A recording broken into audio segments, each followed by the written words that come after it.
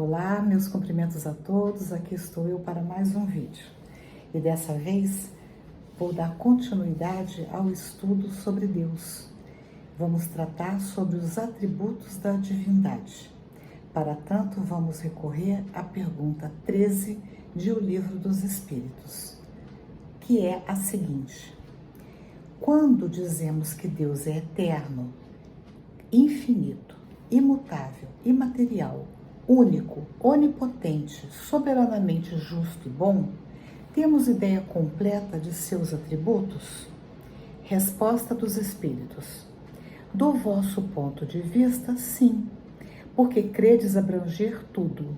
Sabei, porém, que há coisas que estão acima da inteligência do homem mais inteligente, as quais a vossa linguagem restrita às vossas ideias e sensações não tem meios de exprimir.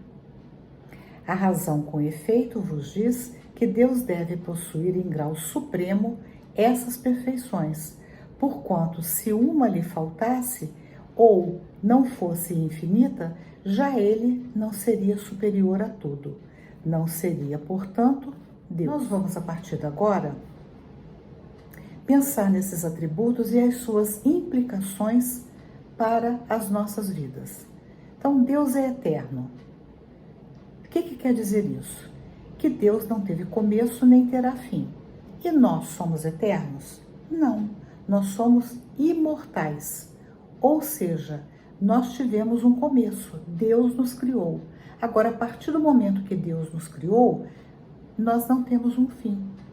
Nós nunca morremos, nós desencarnamos. Nós podemos perder o nosso corpo físico, mas algo sobrevive a nós. Esse algo é o espírito. Quando nós temos essa percepção de que algo sobrevive a nós, nós temos uma visão espiritualista da vida. O que implica esse entendimento para nós? Implica que nós vamos nos ver como seres espirituais. E sendo assim, nós vamos dar o valor devido à matéria, mas vamos valorizar muito mais o espírito que somos. Porque a matéria, tudo que nós adquirimos durante a nossa existência, nós deixamos. Agora, aquilo que sobrevive, que permanece, que é o nosso patrimônio real, são o nosso conhecimento, as nossas virtudes, os nossos valores morais. Então, nós vamos investir muito mais na aquisição desses valores do que na aquisição de bens materiais, tais como roupa, casa, joias, automóvel e assim por diante. Uma outra implicação de sabermos que somos imortais é que todos nós vamos enfrentar mais cedo ou mais tarde o fenômeno da morte do corpo físico. Seja essa morte nossa, seja essa morte de alguém do nosso relacionamento. Quando é a nossa morte, a gente tem a oportunidade de refletir sobre o que nós fizemos dessa existência. E aí, avaliarmos todo o bem que fizemos, todo o bem que deixamos de fazer. E nos prepararmos assim para a nossa passagem para o outro plano. Quando esse fenômeno vem para um ser amado, ao invés de nós nos desesperarmos, nós vamos pensar que esse ser tem continuidade. A morte não representa o término de tudo. Vamos sofrer? Vamos sofrer, porque amamos essa criatura ou essas criaturas. Mas vamos procurar nos consolar, não nos revoltar contra essa situação e pedir a Deus que nos dê força para enfrentarmos esse momento que, sem dúvida nenhuma, é difícil, mas que também os seus amigos espirituais os acolham, os aconcheguem, para que eles também enfrentem a nova realidade com tranquilidade, para que eles possam dar continuidade ao seu processo evolutivo de uma forma mais serena, mais com maior certeza na bondade e na justiça divina. Um outro atributo é que Deus é imutável. Se ele estivesse sujeito à mudança, as leis que regem o universo nenhuma estabilidade teriam.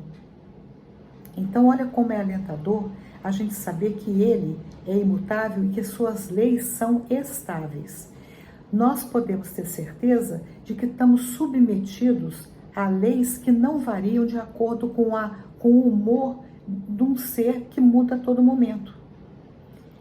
Veja, olha a diferença com relação às leis humanas. As leis humanas, elas mudam de acordo com as circunstâncias e muitas vezes com o humor dos próprios legisladores. E a gente fica sem saber o que está valendo. As leis divinas não, elas são iguais sempre, não privilegiam ninguém. Nós podemos ter certeza de que elas valeram para o passado, valem para o presente e valerão para o futuro. Deus é imaterial, outro atributo. Quer isso dizer que a sua natureza difere de tudo o que chamamos matéria. E matéria é o quê? Tudo que ocupa lugar no espaço. Então a matéria é circunscrita a um local, mas Deus, ele ocupa todo o universo. Então ele não é material.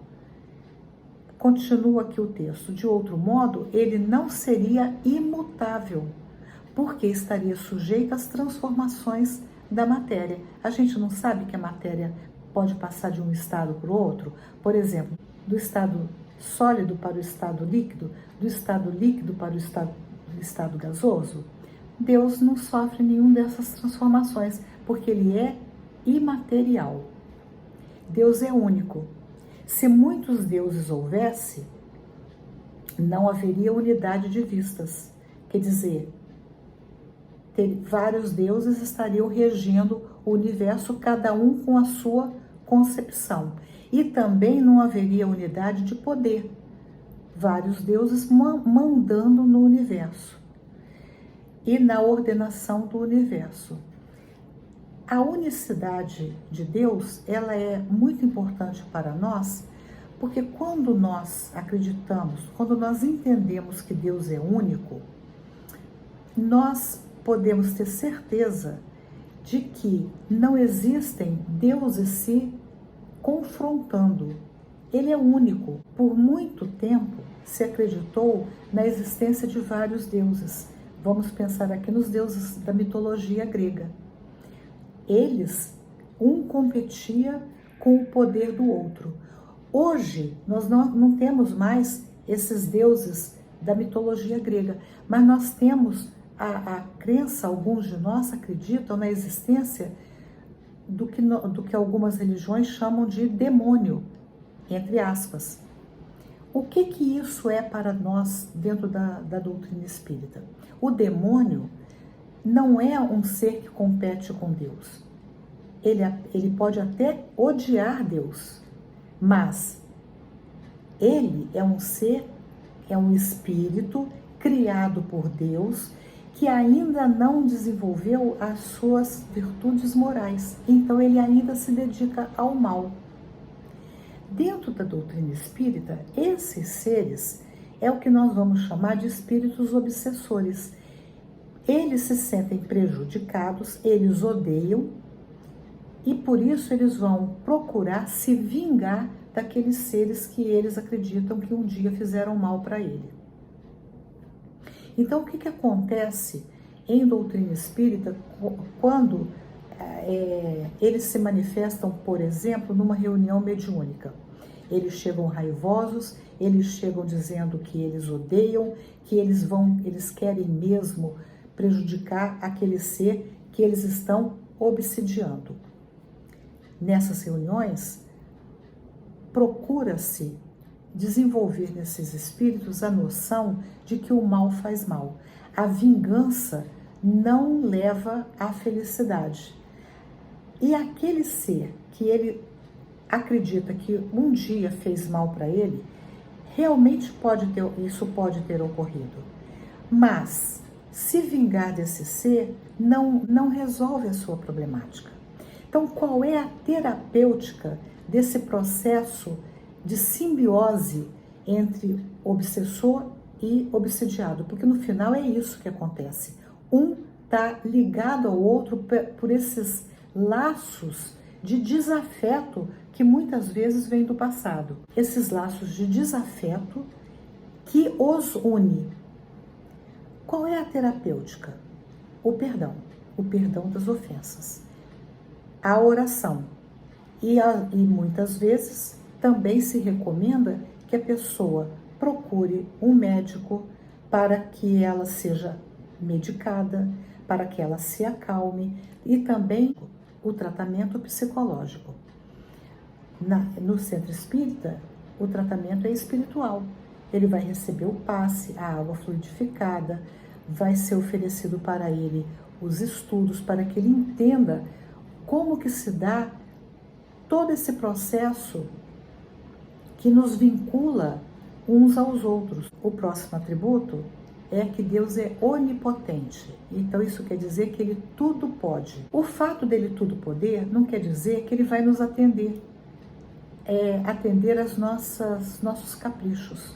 Porque Deus não derroga as suas leis. Então nós podemos pedir o que a gente quer? Podemos. Mas nós temos que entender que muitas vezes Deus vai dizer não para nós, porque o não dele representa o verdadeiro amor dele. Porque o não vai nos dar oportunidade de nós crescermos, de nós superarmos as nossas dificuldades. O último atributo é que ele é soberanamente justo e bom. Diante de todo o caos que a gente vê no mundo, muitas pessoas acham que Deus não é nem soberanamente bom nem justo. Por quê? Como que ele pode permitir a violência, as maldades, as injustiças, as enfermidades graves e etc. Mas Deus não criou o mal. O mal, quem cria é o ser humano. Deus criou o bem e o belo. Como fomos nós que criamos o mal, Deus permite o quê? Que a gente sofra as consequências do mal praticado. Porque nós estamos submetidos à lei de causa e efeito. Se a gente trilhou o caminho do mal, nós vamos ter que reparar este mal. E como é que a gente pode reparar esse mal? Revendo o mal feito e consertando tudo de errado que nós fizemos a nós mesmos, porque a primeira vítima do mal somos nós. E também corrigir o mal que nós fizemos a terceiros. Então, muitas vezes, o que acontece? Quando nós somos injustos, nós podemos ser, no futuro, vítimas da injustiça. Se nós caluniamos alguém, lá na frente nós podemos ser caluniados. Se nós não respeitamos a propriedade de alguém, lá na frente nós podemos ser roubados. E assim por diante. Então, na verdade, todas essas maldades que nós vemos no mundo, todas essas supostas injustiças, decorrem da nossa ação e não porque Deus seja injusto e não seja bom.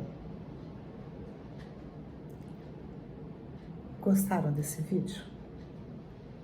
Se gostaram, dê um joinha e, se desejarem, compartilhem e se inscrevam no canal. Até o próximo vídeo, se Deus quiser.